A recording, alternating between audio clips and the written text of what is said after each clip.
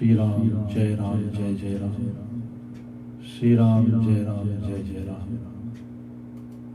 श्री राम जय राम जय जय राम।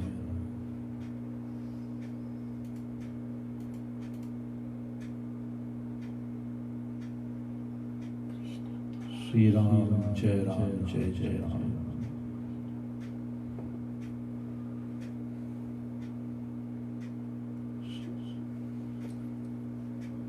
ओम वक्रतुंड महाकाय सूर्यकोटि समप्रभा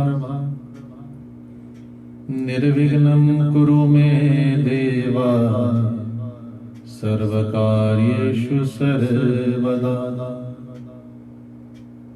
सर्वमंगलमांगल्ये शिवे सर्वार्थसाधिके शरण्ये त्र्यंबके गौरी नारायणी नमोस्तुते, नारायणी नमोस्तुते।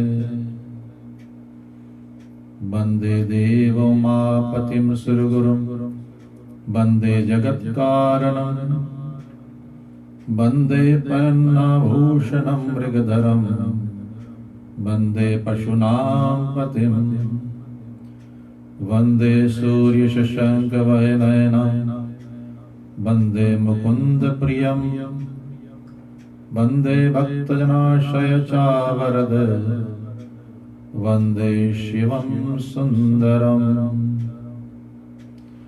वंदे शिवं सुन्दरं वंदे शिवं सुन्दरं। या कुन्देन्दुतुषारहारधवला या शुभ्रवस्त्रावृता या वीणावरदण्डमण्डितकरा या श्वेतपद्मासना या ब्रह्माच्युतशङ्करप्रभृतिभिः देवैः सदा पूजिता सा मां पातु सरस्वती भगवती निशेषजाड्यापहा। यं ब्रह्मा वरुणेन्द्ररुद्रमरुतः स्तुवन्ति दिव्यैः स्तवैः वेदैः साङ्गपदाक्रमोपनिषदैः गायन्ति यं सामगा। ध्यानावस्थितस्तब्धतेन मनसा पश्यन्ति यं योगिनः यशान्तं न विदुसुरासुरगणाः। देवाय तस्मै नमः, देवाय तस्मै नमः, देवाय तस्मै नमः। बोलो सियावर रामचंद्र भगवान की जय, पवन सुत हनुमान की जय, उमापति महादेव की जय। चलो आज की कथा विशेषकर भगवान शिव की कथा सुने।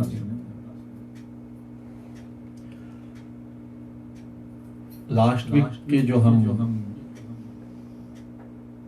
हमने सुना है वो भगवान राम ने राम गीता में कहा कि एक गुप्त मत है, एक मेरा मत है, वो सीक्रेट जो मैं आज तुमको सुना रहा हूं। और वो था कि भगवान शंकर के कृपा बिना राम भक्ति मिल नहीं सकती। भगवान शंकर की कृपा बिना राम भक्ति मिल नहीं सकती। तो आज चलो उस पर हम ध्यान दें कि ऐसा क्यों, और हम भगवान शिव से क्या सीख सकते हैं कि किस तरह से गाइडेंस हमको वो दे रहा है भगवान राम की भक्ति को पाने के लिए। आज जो इस संसार में हो रहा है, विशेषकर इस देश में, अगर जो नवधा भक्ति में भगवान सुनाते हैं, या तो अन्य भी कई जगह भगवान राम और हमारे ऋषि मुनि कि सिया राम मैं सब जग जाने। अगर हम ये समझ लें, ये संसार के लोग समझ लें, तो सिया राम में सब, यानी कि सब में वही सिया वही राम सब के अंदर बस रहा है। तो आज जो हो रहा वो नहीं होता, लेकिन क्या करें, हमारे ग्रंथों में ये सब प्रोफेसाइज कि ये कलयुग में ऐसा होगा, लेकिन फिर भी हम जितने लोग समझदार हैं, ज्ञानी हैं, वो तो देख सकते हैं कि सिया राम में सब जग जाने, इस तरह का अनुभव करें। अब प्रेम से ही सब कुछ होता है। जिस संसार में जितना प्रेम बढ़े, उतना जो आज हो रहा है वो नहीं होगा। तो नारद जी का जब मोह हुआ और नारद जी मोहवश होकर भगवान विष्णु को श्राप दिया, नारद के मोह से रामायण की उत्पत्ति हुई। जो श्राप भगवान को दिया था, उससे और जो गणों को, भगवान शिव के गणों को श्राप दिया था, उससे रामायण की उत्पत्ति हुई। उसके बाद में जब उनको भगवान ने अपना माया खींच लिया और नारद जी को होश आया, तो नारद जी को बड़ा पश्चाताप हुआ और नारद जी प्रायश्चित करना चाहते हैं। भगवान शिव ने उन्हें ब्रह्मा जी के पास भेजा। तो ब्रह्मा जी से पूछें शिव भक्ति के विषय में, शिव जी क्या है, कैसे हैं और प्रायश्चित कैसे होता है। तो इस नारद जी के प्रायश्चित के दौरान ये महाशिव पुराण की रचना हुई। तो नारद मोह रामायण की रचना, नारद जी के प्रायश्चित से महाशिव पुराण की रचना। तो मैं शुरू से आपको बिगिनिंग में ले चलता हूं, जब कुछ भी नहीं था। तो जो वो था उसे हम शिव कहते हैं, निराकार, निर्गुण, where there is no attributes, no form, no name, a potential energy, उसे शिव कहते हैं। तो उस शिव में, परात्पर ब्रह्म में एक इच्छा, डिजायर हो फॉर अनदर। तो वो डिजायर जब हुआ, तो उस डिजायर में कि और भी हो, तो स्पंदन, देयर वाज अ वाइब्रेशन। और जैसे वाइब्रेशन हुआ तो भगवान परम पिता परमात्मा शिव जो निराकार है, उसने भगवान विष्णु की उत्पत्ति की। तो विष्णु भगवान की उत्पत्ति होते ही भगवान जी बोले, हु एम आई, मैं कौन हूं। वेरी फर्स्ट क्वेश्चन, और हर एक जन्म में हमें यही पूछना, पूर्व जन्म में हमें यही पूछना था, हु एम आई। आज भी हमें यही पूछना चाहिए। That is the main goal of our life, to know thyself। जब हमें पता चल जाएगा कि हम कौन हैं, तो आज संसार में जो हो रहा है उसमें हम भी नहीं फंसेंगे। तो वेरी इंपॉर्टेंट थिंग, हमारे जितने ग्रंथ हैं, उपनिषद, योग शास्त्र, ये सब हमें यही अनेक रास्ता से, अनेक तरीका से, अनेक टेक्निक्स और फॉर्मूलास हमें बतलाते हैं, जिससे हम ये जाने कि हम हैं कौन। और फिर ये भी पूछते हैं कि what I am here for, मैं यहां क्यों आया हूं, मेरा रचना क्यों हुई। हम सब का यही प्रश्न होना चाहिए। तो आवाज आई कि तप करो, तो भगवान तप करने लग गए। तप करते करते उनके नाभि से एक कमल की उत्पत्ति हुई। भगवान शिव की कृपा से वो कमल बढ़ा। अब भगवान ने, परम पिता परमात्मा ने ब्रह्मा जी की रचना की और उसको उस कमल पर स्थापित कर दिया। तो ब्रह्मा जी ने भी वही प्रश्न किया, हु एम आई, मैं कौन हूं और what I am here for. तो उनको भी यही आंसर मिला कि तप करो। हम कोई भी, हमारे कितने भी प्रश्न हो, चाहे संसार का प्रश्न, चाहे संसार से बाहर का प्रश्न, जितना प्रश्न है उसके लिए, उसके जवाब के लिए हमें तपस्या तो करना पड़ता है। बुक्स पढ़ना, शास्त्र पढ़ना, गुरु के पास जाना और गुरु के बतलाए हुए नियमों का पालन करना, यह तपस्या हुआ। तो ऐसे उस समय वो तप करने यानी ध्यान में लग गए। अंदर जाकर देखना क्या है, मैं कौन हूं। बाहर तो कुछ था ही नहीं। तो तपस्या करते करते भगवान परात्पर ब्रह्म शिव की कृपा से ब्रह्मा जी को नारायण का दर्शन हुआ। तो जब नारायण की दर्शन हुआ तो ब्रह्मा जी पूछे कि आप कौन हैं। तो जवाब आया, नारायण कहते हैं कि मैं तुम्हारा पिता हूं, I am your father. Brahma ji ने देखा और कहे कि नहीं, ऐसा नहीं हो सकता, आई एम योर क्रिएटर, मैं आपका पिता हूं। और इसी जगह पर वो अहंकार का उत्पत्ति हुआ, ईगो वाज क्रिएटेड। और वहां क्या युद्ध छिड़ गया between our creator and our sustainer. उत्पत्ति करता और पालन करता, इन दोनों में युद्ध शुरू हो गया।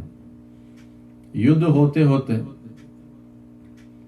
परम पिता परमात्मा शिव के कृपा से एक स्तंभ, ज्योतिर्स्तंभ, अ बिग पिलर, एंड जिसमें नहीं है, आदि अंत नहीं, ज्योतिर्लिंग जिसे हम कहते हैं, उनके बीच में वो प्रकट हो गया। युद्ध बंद हो गया और दोनों ने विचार किया कि इसका और छोर पता लगाए, where is the beginning and where is the end. तो ब्रह्मा जी ने हंस का रूप धारण करके ऊपर की ओर गए और भगवान विष्णु नीचे बाहर आया, सूकर का रूप धारण करके और नीचे के पता लगाने गए। ऐसे बहुत हजार वर्ष बीत गए। तो भगवान विष्णु ने डिसाइड किया तो ये मिलने वाला नहीं है, वापस चलो। उधर ब्रह्मा जी की भी यही विचार हुआ कि मुश्किल है, लेकिन इतने में एक केतकी का फूल मिल गया। तो ब्रह्मा जी ने उनसे पूछा कि आप कहां से आए। केतकी ने कहा कि पता ही नहीं, बस मैं गिरती ही आ रहा हूं। She's been falling for thousands of years. तो कहती है कि ब्रह्मा जी ने उनसे डील बनाया कि चलो, जब मैं भगवान विष्णु के सामने आपको ले आऊं तो आप मेरे तरफ से इतना कहना कि मैंने तुमको वहां से ऊपर से, जहां सा बिगिनिंग है, वहां से लेकर आया हूं। तो उसको समझा बुझाकर उसको मना लिया। केतकी भी राजी हो गई। आए जब ब्रह्मा विष्णु का मुलाकात हुआ वापस, तो दोनों ने ब्रह्मा जी ने कहा, देखो मैंने पता लगा लिया है, वेयर इज द बिगिनिंग, और मेरा पास यह विटनेस है, मैं वहीं से उठाकर लाया हूं। तो ज्यों ही केतकी ने कहा कि हाँ वहीं से लेकर आए मुझे, और ज्यों ही भगवान विष्णु के अंदर विश्वास होने लगा कि यह सत्य है, त्यों ही भगवान शिव, परम ब्रह्म शिव की उत्पत्ति हुई। और वो रूप रौद्र रूप है। भगवान शिव ने ब्रह्मा जी को बहुत फटकारा, और उसी समय ब्रह्मा जी ने, भगवान शिव ने, परात्पर ब्रह्म शिव ने भैरव, काल भैरव को उत्पत्ति किया। ब्रह्मा जी के 5 सिर थे, 5 हेड्स, और उनसे कहा कि जिस मुख से इसने झूठ बोला है उसको काट डालिए। तो भैरव ने ऐसा ही किया, और उस समय ब्रह्मा जी और भगवान विष्णु भगवान शिव की वंदना, प्रार्थना, क्षमा याचना की। तो भगवान ये दिखाने की वेरी बिगिनिंग अहंकार शुरू हुआ, मैं बड़ा, वो कहता मैं बड़ा। तो ये हम सब का उत्पत्ति करता, जो सनातन धर्म के अनुसार जब इनमें इस तरह की लीला है, क्वालिटीज हैं, तो हम सब में तो होगा ही होगा। लेकिन इसकी समाधान भी हमको दिया गया है। और जब अहंकार बढ़ जाता है तो विवेक बुद्धि ढक जाती है, ज्ञान ढक जाता है, और ज्ञान ढक जाए तो आदमी उल्टा काम करता है, फिर फंसता है। और जब गलत काम करता है और जब उससे पाप होती है तो उसके लिए दंड भी है। Every action has a reaction, तो उसको दंड दिया। भगवान शिव ने ब्रह्मा जी और विष्णु जी को अपना ओमकार रूप भी दिखाया,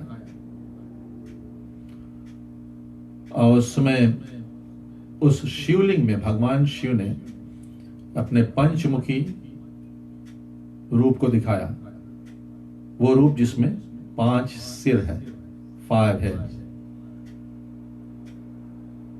तो एक मुख से ओमकार का शब्द हुआ, मंत्र ओम निकला, आ उमा, आकार उकार माकार, और चंद्र है उसमें, एक बिंदु भी। ओमकारम बिंदु संयुक्तम नित्यम ध्यायन्ति योगिना, योगी लोग इसका ध्यान करते हैं, जप करते हैं। कामदम मोक्षदम चैव ओमकाराय नमो नमः, कि ये मंत्र को सुबह शाम जाप करने से जीवन में जो कामनाएं हैं वो भी मिलती है, पूरी करती है, और मोक्ष को भी देने वाली है। तो कामदम मोक्षदम चैव ओमकाराय नमो नमः। तो भगवान ने दोनों को दीक्षा दी ओमकार मंत्र का।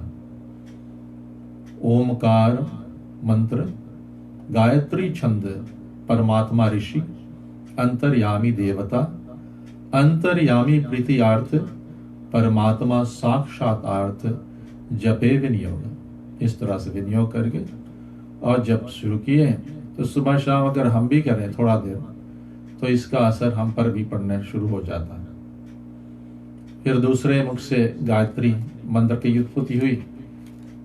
आप सब जानते हैं गायत्री मंत्र, ओम भूर्भुवः स्वः तत्सवितुर्वरेण्यं भर्गो देवस्य धीमहि धियो यो नः प्रचोदयात्।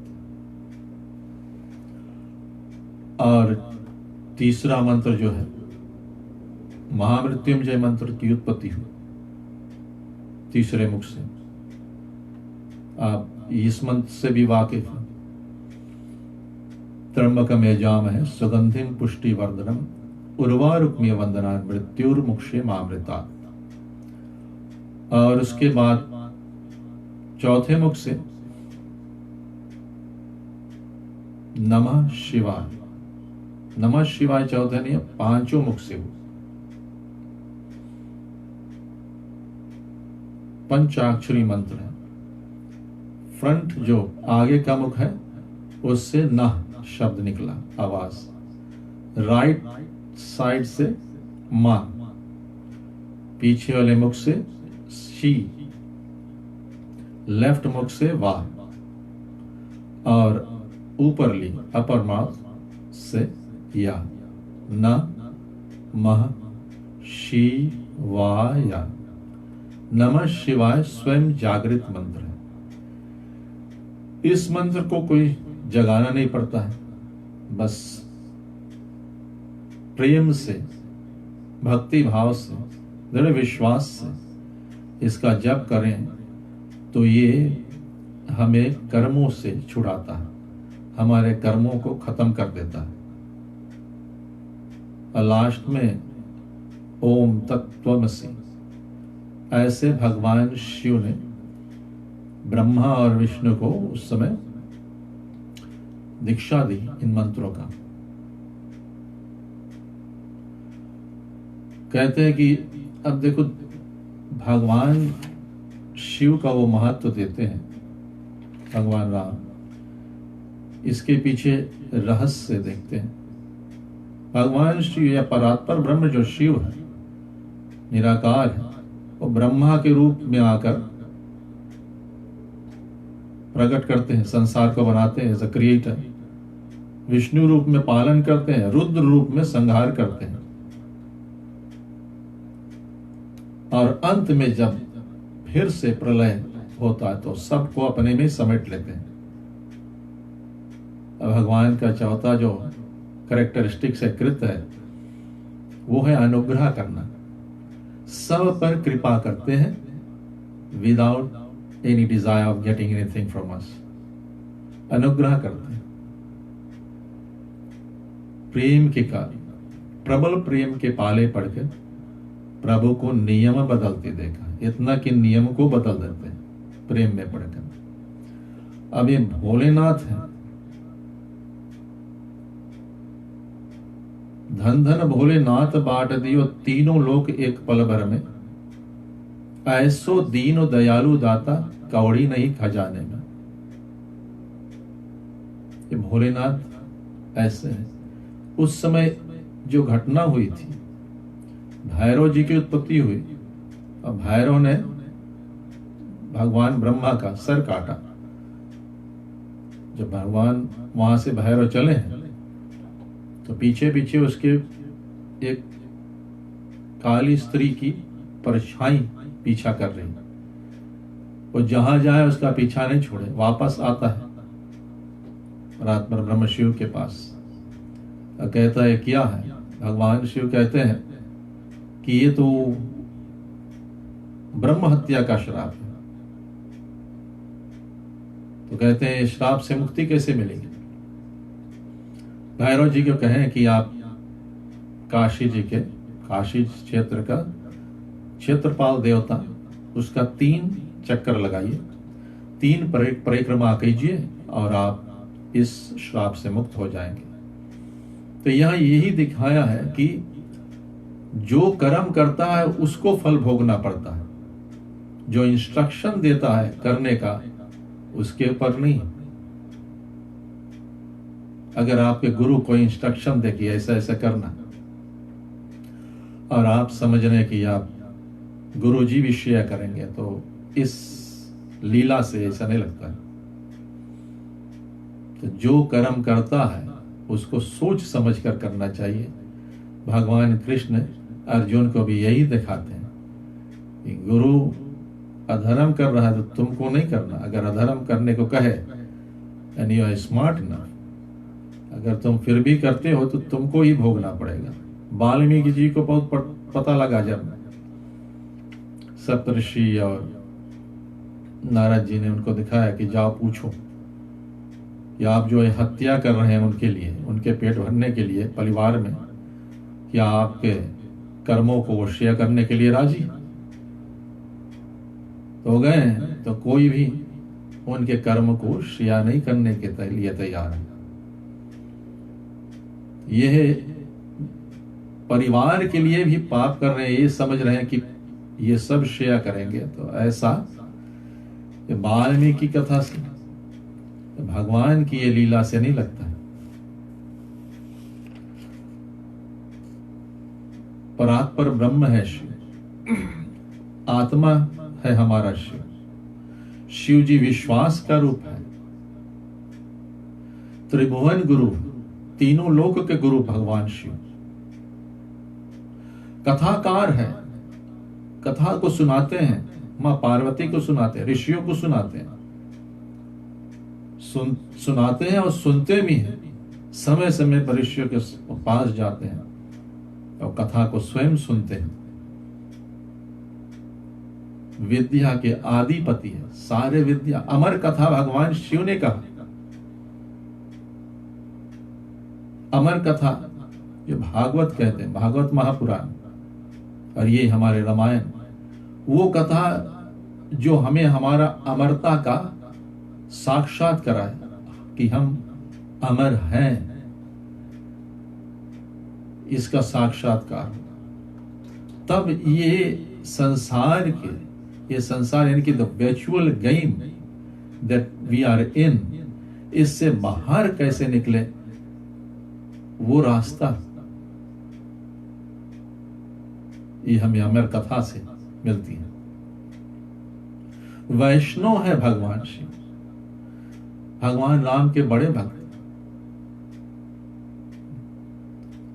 तो भगवान शिव की जिस तरह से कथा में प्रेम है, सुनना और सुनाना, ऐसे हमारे अंदर भी हो तो राम जी की भक्ति मिल सकती है।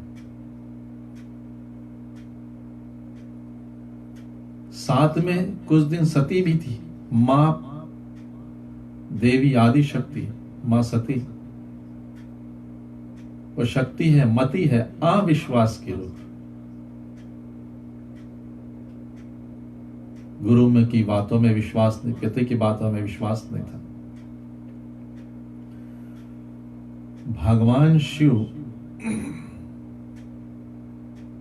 जब अर्धनारीश्वर रूप धरते हैं और ब्रह्मा जी को इस संसार को बनाने में मदद करते हैं, तो आधा नारी है, आधा पुरुष है। पुरुष और प्रकृति साथ। तो ब्रह्मा जी ने उनसे कहा था कि आप अलग होइए, तभी ये संसार की रचना हो सकता है, तभी ये मैथुनी सृष्टि शुरू हुई। भगवान शिव अर्धनारीश्वर रूप धारण किया और जब दो अलग हुए, मैथुनी सृष्टि शुरू हुई, तो वहां से ऑटोमेटिकली ये सृष्टि बनना शुरू हो गया। और उससे पहले ब्रह्मा जी बनाते थे, वो खुद बढ़ता नहीं था, वहीं के वहीं था। भगवान शिव के द्वारा यह संसार चला, ऑटोमेटिक बढ़ने लगा थ्रू मैथुन। तो बाद में मां सती जब दक्ष के यहां अपने रूप को त्याग कर योगगिन में हिमालय के घर जन्म हुआ, वहां जा पर अवतार लिया, तब वो श्रद्धा का रूप धारण किया। आदि शक्ति ने श्रद्धा का रूप धारण किया। और जब विश्वास से प्रेम हो जाए तो उसे श्रद्धा कहते हैं। भगवान शिव विश्वास के रूप, विश्वास से प्रेम जिसको हो जाए वो श्रद्धा का रूप धारण कर लेता है।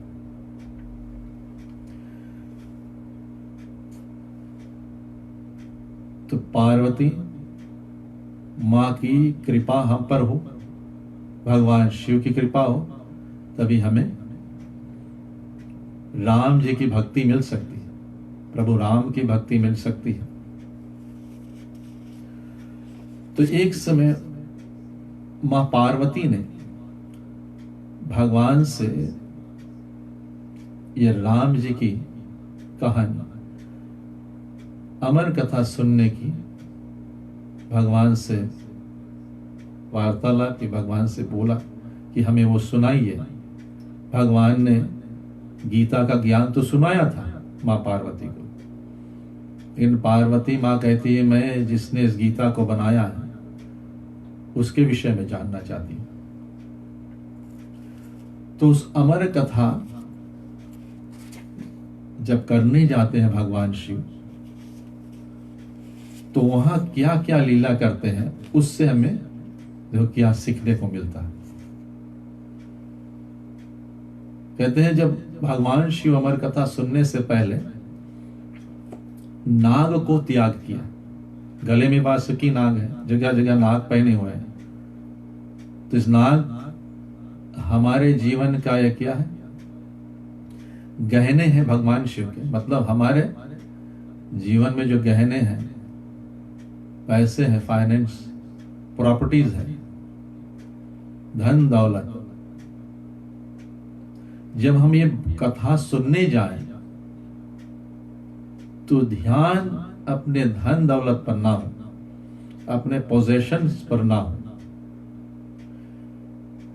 क्योंकि अगर कथा में बैठे हैं और ध्यान पोजेशन चीजों पर है, चीजों का सिक्योरिटी पर है, तो वो वही जहर का काम करता है। भगवान ने दिखाने एक गहना कभी भी जहर में बदल सकता है। नाग में जहर है, तो उसको कैसे कितना किस तरह से यूज किया जाए। कथा में गए नाग यानी कि जितना मटेरियल है उस पर से ध्यान हट जाए। भगवान ने त्रिशूल को भी त्याग किया। त्रिशूल यानी कि सतोगुण, रजोगुण, तमोगुण, इन तीनों से परे होना है। स्वर्ग, पृथ्वी और नरक, इन तीनों का ख्याल छोड़ना उस समय, ना स्वर्ग की ख्याल हो, ना नरक का, ना इस संसार का। पास्ट और फ्यूचर भी, पास्ट, प्रेजेंट, फ्यूचर, ये तीनों एक में हो जाना चाहिए। जैसे त्रिशूल में 3 है, ऊपर नीचे 1, ये तीनों मेज होकर एक ही हो जाना चाहिए उस समय। तो ना पास्ट में रहे ना फ्यूचर में रहे, बस हियर एंड नाउ। इस अमर कथा को तभी कानों के द्वारा मन में जाएगा, मन से जब हृदय में उतरेगा तभी एक्सपीरियंस होगा। भगवान ने डमरू को भी त्याग किया है। डमरू इज साउंड, इस कॉन्टेक्स्ट में sound, and everything is made up of sound, everything is made up of vibration.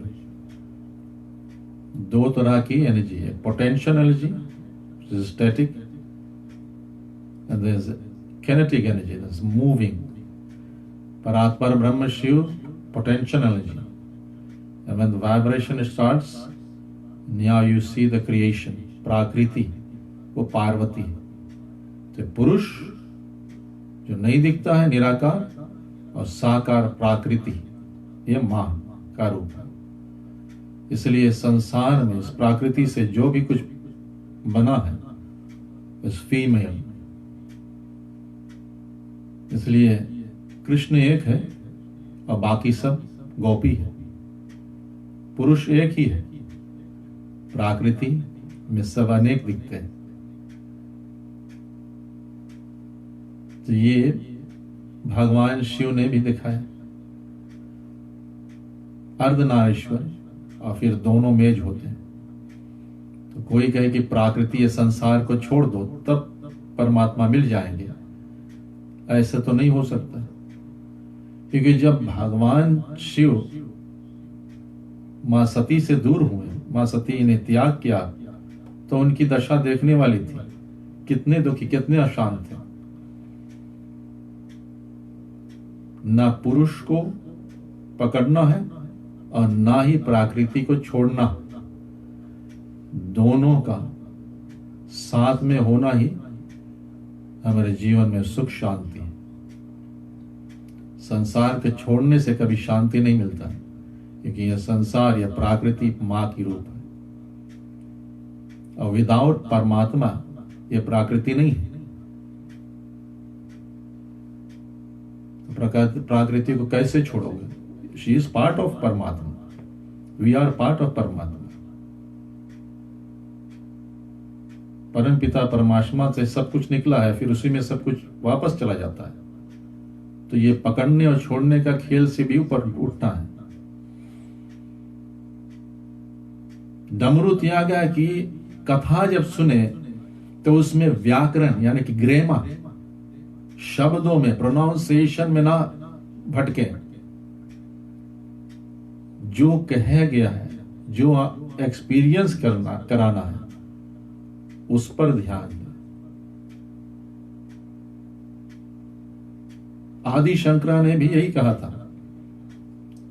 शास्त्रार्थ के बाद कि भज गोविंदम भज गोविंदम भज गोविंदम मूढ़मते, हे मूढ़मती गोविंद को भज। ये व्याकरण, ये ग्रामर, या प्रोनाउंसिएशन, ये सब प्रपंच से बाहर निकल, जीवन निकल जाएगा इसमें, जन्म जन्म निकल जाएंगे इसी में पड़े रहेगा। तो कहते हैं जब अमर कथा सुनना तो ये सब प्रपंच को बाहर रखना, उस अमर गुफा में जाने से पहले सबको कुछ बाहर निकालना। फिर भगवान कहते हैं कि जटा को भी खोल दिया। जटा को खोलने से पहले गंगा जी को बाहर रखा। तो गंगा जी ज्ञान की गंगा, जितने हमारे सीखे हुए ज्ञान है अभी तक, whatever we have learned, जितना विश्वास है, वेदाय सही है या अंधा विश्वास है, जो भी कुछ हमने सीखा अभी तक, उस सब को बाहर रखना है गुफा से, और उस सब को बाहर करके, माइंड से अलग करके, बस इस राम कथा में उतना देर तक, जितना तक वो चले, उसी पर ध्यान रहे। एनालिसिस उस समय नहीं होना चाहिए, कंपैरिजन नहीं होना चाहिए। इवन क्रिश्चियनिटी टेक्स्ट में भी आता है, कहते वो एडम एंड ईव को हेवन से निकाला गया था। उसके पीछे कारण क्या था? They ate the fruit of knowledge। और नॉलेज क्या है? हम भी अब बहुत कुछ सीख चुके हैं। आज के समय में हर एक आदमी, you don't have to pick a book, बस लैपटॉप, टैबलेट में, फोन में गूगल करो, there's so much information out there। तो इस इंफॉर्मेशन में आदमी भटकता, बहुत भटकता। कोई ऐसा कहता, कोई वैसा कहता, तो उसमें कंफ्यूज रहता, बहुत तरह के भ्रम पैदा होती है। तो जब ये अमर कथा सुनना है, उस समय इस सब को, प्री कॉन्सेप्ट नोशन से जो भी कुछ है, सबको बाहर रखकर सिर्फ कथा सुनना, उसमें डूबना है, मजा लेना है।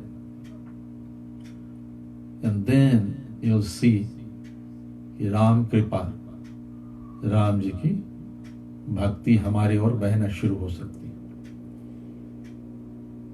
और जटा खोल देते हैं। जटा मतलब विपत्ति को, पहले आपने सुना है कि जटा हमारे जीवन में जो विपत्तियां हैं, और भगवान उसको जटा बनाकर अपना श्रृंगार बना लेते हैं। और जीवन में जो भी प्रॉब्लम्स आते हैं, उसको अपना श्रृंगार बनाओगे तो उसी में से तो विजडम निकलता है। सो जितना विपत्तियां हैं, जंजाल है, संसार की जंजाल जो है, उस समय उस गुफा से, इस सत्संग से बाहर रखना है। वो संग में ना आए, नहीं तो बहुत डिस्टर्ब करेगा। आप कथा बराबर जो सुनना है वो नहीं सुन पाओगे। सुनो तो and then you will have lot of filters. ये सब हमारे फिल्टर हैं। तो इसमें एकदम प्योर भगवान शिव की तरह कथा करने जा रहे हैं और सुनने वाला दोनों एकदम प्योर। ये सब फिल्टर्स को हटा देना। नंदी को भी बाहर रखा, और नंदी है धर्म का प्रतीक।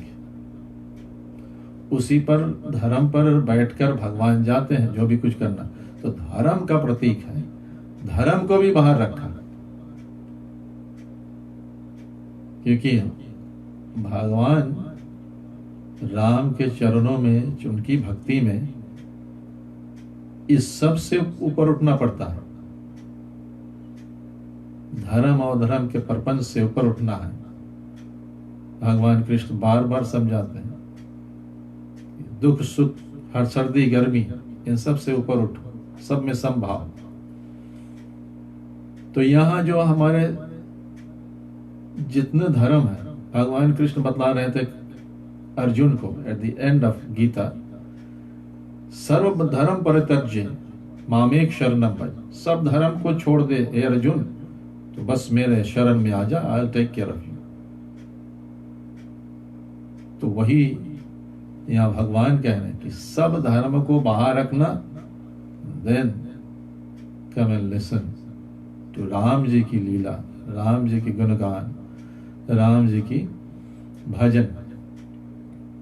यहां तक का बागंबर भी, भगवान का बाघ का स्किन होता है, लायन स्किन, टाइगर स्किन, उसको, वो तो उनका क्लॉथ है, कपड़े हैं, उसको भी बाहर रख देना, उस पर बैठते भी हैं। Today shows that you have to have open mind. Covered नहीं होना चाहिए, बंधन में ना होना चाहिए। Open your mind and heart. ये सब फिल्टर्स हैं जो हमें, जितना चीज हमारे पास आती है, जो हमारे विश्वास है, जो प्रीकॉन्सीव नोशंस है, वो सब फिल्टर करते हैं। और जो हमारे पास पहुंचता है वो ऑलरेडी हमने डिसाइड किया कि क्या हमें हमारे लिए अच्छा, और वो सही नहीं हो सकता, क्योंकि अहंकार सही को खोजने के लिए उस अहंकार के पास वो ज्ञान नहीं होता। इसलिए have to be open minded, heart and mind has to be open. Chandra को भी बाहर रखता, और Chandra has everything to do with your mind.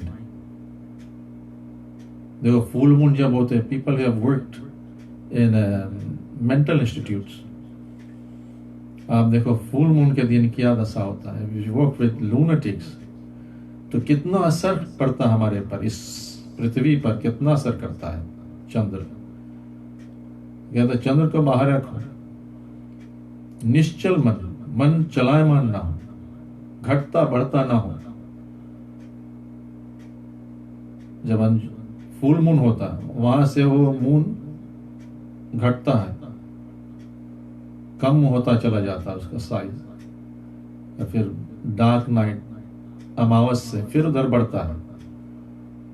तो जब हम ये कथा सुन रहे हैं तो मन इस तरह से ना,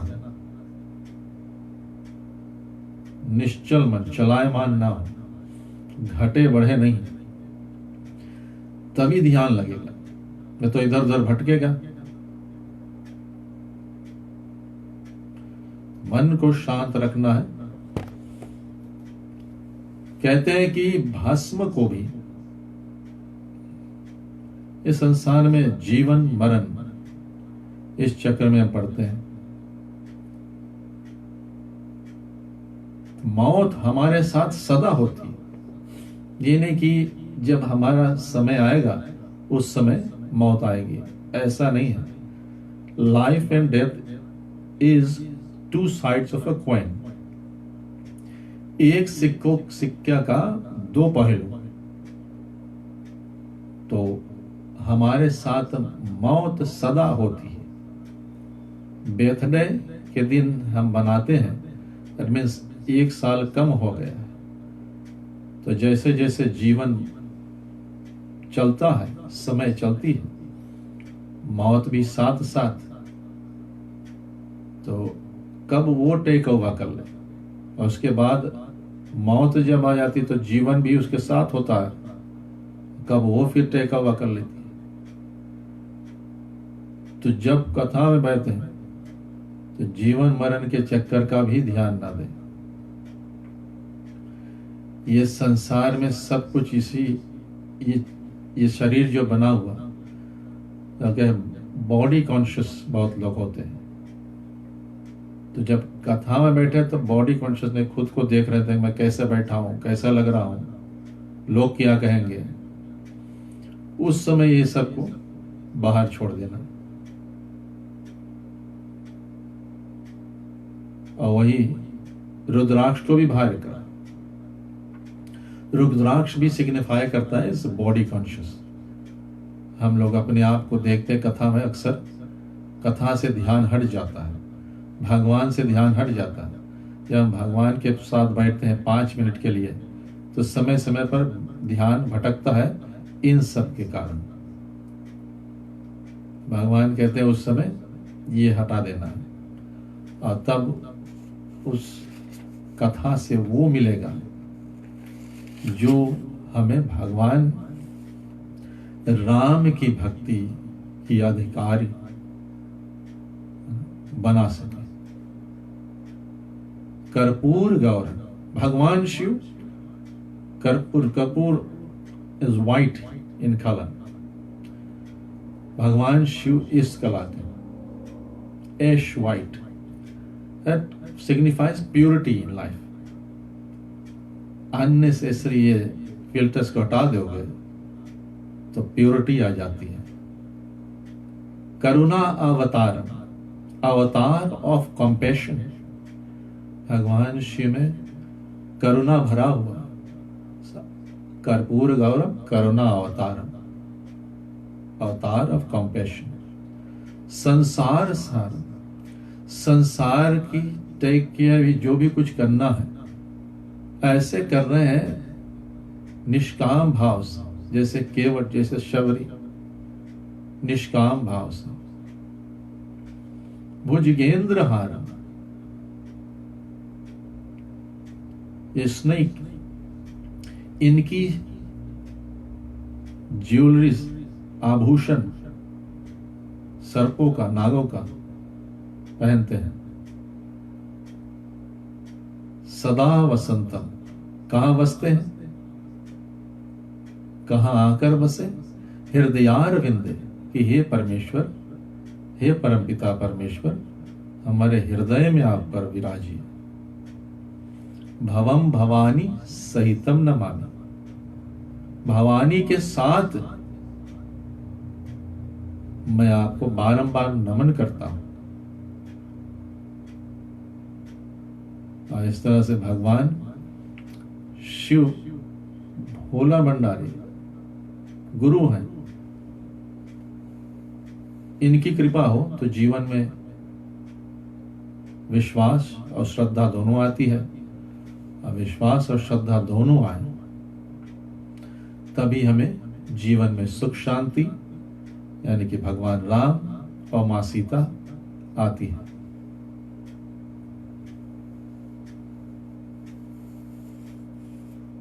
तो आगे देखते हैं।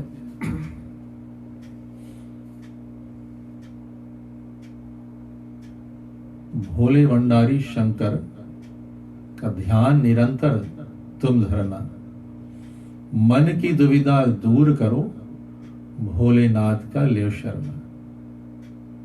तो भगवान भोले की शरण में जाना है, ध्यान रखना है, ओम नमः शिवाय का जाप करना है। और ओम नमः शिवाय के जाप करने से जब हमारे जीवन के जो पाप है, जो कर्म है, कर्म कटने लगते हैं, तो जीवन में जो कर्म के पर्दा पड़ा होता है, संस्कार के पर्दा पड़े होते हैं, तो वो सब हटने लगते हैं। और जब वो सब हटने लगते हैं तो जीवन में वो ज्ञान का प्रकाश होता है। ज्ञान का प्रकाश हो, प्रभु कृपा हो, तो सत्संग भी मिलती है, सत्संग में जाते हैं तो गुरु, सत्संग की कृपा से, सत्संग से सही गुरु मिलता है। ये गुरु तो अनेक है, गुरु को पहचाने कैसे, या हम कैसे बने, किस तरह से हम अपने आप को रेडी करें ताकि हमको सही गुरु मिल सके। तो भगवान शिव के शरण में जाने से, सत्संग में, सत्संग के द्वारा गुरु मिलते हैं। गुरु के द्वारा वो सही मार्गदर्शन होता है। मार्गदर्शन से हमारे जीवन में भक्ति का उत्पत्ति होने लगता है। भक्ति माने वो प्रेम जो अंदर की ओर, परमात्मा की ओर जाए। प्रेम जब संसार की ओर जाता है तो उसे मोह कहते हैं। अब जब आत्मा, जब हमारे आत्मा शिव है, आत्मा राम है, उस तरफ जब जाए तो वो भक्ति बनती है। चलो हम सब मिलकर भगवान शिव से प्रार्थना करें कि हे परमपिता परमेश्वर, आपकी कृपा हम सब पर पड़े। आपकी कृपा से भगवान राम की कथा हमें समझ में आए। कथा में जो भी कुछ ज्ञान है उससे हमारे जीवन बदले और भगवान की भक्ति हमारे जीवन में प्रकट हो। कर्पूर गौरम करुणावतारम संसार सारम भुजगेन्द्रहारम सदा वसंतम हृदयारविंदे भवं भवानी सहितं नमामि। भवं भवानी सहितं नमामि। भवं भवानी सहितं नमामि। वन्दे देवो मापतिं सुरगुरुं वन्दे जगत्कारणं वन्दे पनन्नाभूषणं मृगधरं वन्दे पशूनां पतिं वन्दे सूर्यशशाङ्कवैनयनं वन्दे मुकुन्दप्रियं वन्दे भक्तजनाशय च वरद वन्दे शिवं सुन्दरं वन्दे शिवं सुन्दरं वन्दे शिवं सुन्दरम्। त्वमेव माता च पिता त्वमेव बन्धुश्च सखा त्वमेव विद्या द्रविणं त्वमेव सर्वं मम देव त्वमेव सर्वं मम देव त्वमेव सर्वं मम देव ॐ असतो मा सत्तगमय तमसो मा ज्योतिर्गमय मृत्युर्मा अमृतं गमय। ॐ शान्ति शान्ति शान्ति। बोलो सियावर रामचंद्र की जय। पवन सुत हनुमान की जय। उमापति महादेव की जय। सत्य सनातन धर्म की जय। ठीक, आज के लिए इतना ही। फिर अगले सप्ताह फिर मिलते हैं। आप सबको जय श्री राम, जय श्री राम, जय श्री राम।